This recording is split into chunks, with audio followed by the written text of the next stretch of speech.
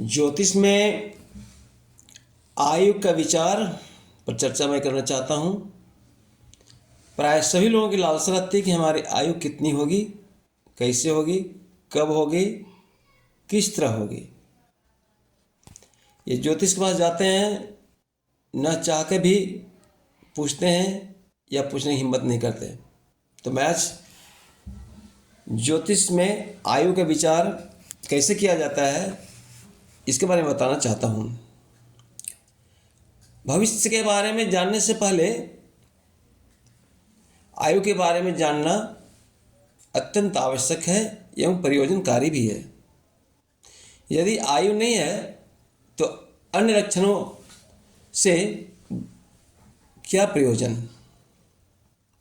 शास्त्रों ने ठीक ही कहा है, पूर्वमायु परिचय पश्चालक्षणा मुच्यते आयुर्विना नाराणाम तु लक्षण किं प्रयोजनम।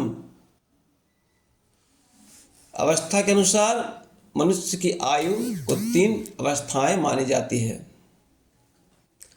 पहला है अल्पायु,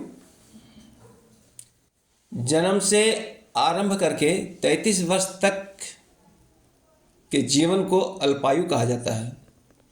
इसमें अगर किसी मौत होती है या कुंडली में अल्पायु योग है तो 33 वर्ष के अंदर में वह जातक मौत गले में चला जाता है। निश्चय ही जिसके अल्पायु योग है कुंडली में 33 वर्ष के अंदर में चला जाता है।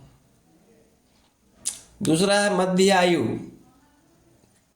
33 वर्ष से 64 वर्ष तक की उम्र को मध्य आयु कहा जाता है। जिसे कुंडली में मध्य आयु का योग है, देखना पड़ता है मध्य आयु योग कैसे बनता है। मैं बताऊंगा, इसके बारे में चर्चा करूंगा, बहुत लंबी है ये।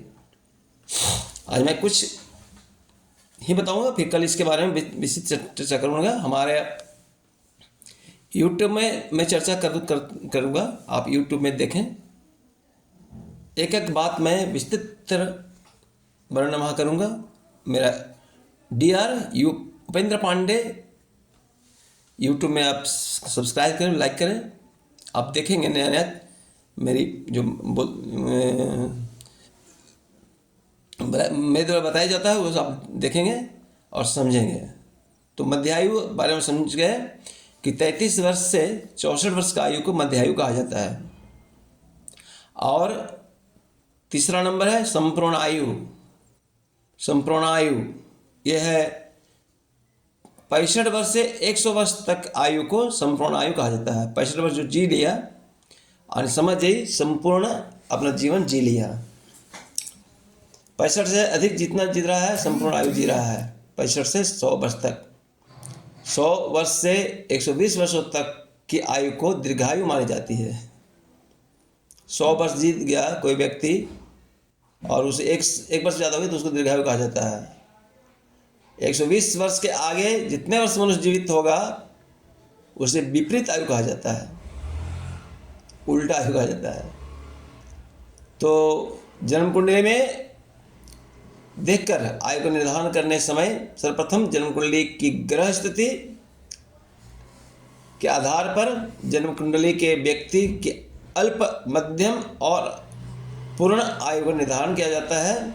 इस आयु निर्धारण के आधार पर ही जीवन में आने वाले मार्ग दशाओं निर्णय किया जाता है। फिर किस प्रकार दशा में कौन सा ग्रह किस रूप में काम करता है निर्णय किया जाता है। और हम इसके प्रतिकार के लिए क्या करें उसके बारे में बताऊंगा। आज मैं इतना ही कह करके कल मैं कहूँगा आप मेरे YouTube चैनल देखें। जय माता दी, जय माता दी।